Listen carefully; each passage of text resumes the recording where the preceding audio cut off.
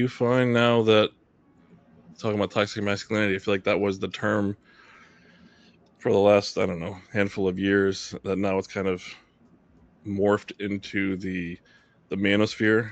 I feel like Hmm. I've been hearing more of that in the last few years, of that overall Sure. cultural shift of, and I always try to think of it myself, of not necessarily what happened, but of how did it kind of grow or metastasize into this place of, like, it's not just toxic masculinity of like the words. Now it's like this whole cultural shift of, and I kind of wonder too if it kind of goes into of that, I'll say, being afraid of therapy, but just kind of therapies are like in this box over here, and the manosphere, and this is over in this box over here, and like we're actually getting further away from finding that, ability to kind of work through. I always kind of go back to, like, we we were making forward progress through the Me Too movement, and then all of a sudden it kind of stopped, and now it's reverting back the other way, almost, of like, and how do you kind of bring it back? So I'm been thinking about this and trying to wonder of, like, how does it go from here? It was, I think it went from toxic masculinity into the manosphere, and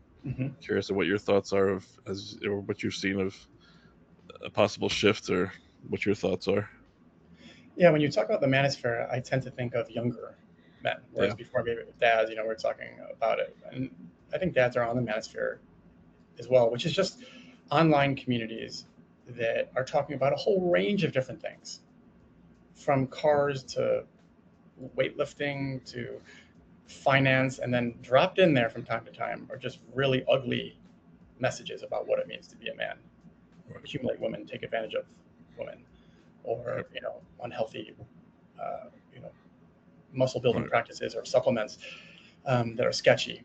And so, Right. manosphere is this just big, is a morass of communities that younger men tend to look to. And so, as opposed to going to therapy, or as opposed to sort of working through their problems in a healthy way, they'll turn to these online communities, called the manosphere, as a way to understand themselves too. It's like that's their go-to. It's literally right at their fingertips. And I think some of these Right. figures that have come out of there have seized upon that desire, and Right. in a sometimes in a really problematic way. What makes this tricky is that they get a lot of probably good information in the manosphere. I don't know what percentage of it is, Right. but it's not all, it's not all this dark alley that they're walking down. A lot of it is some positive, empowering material.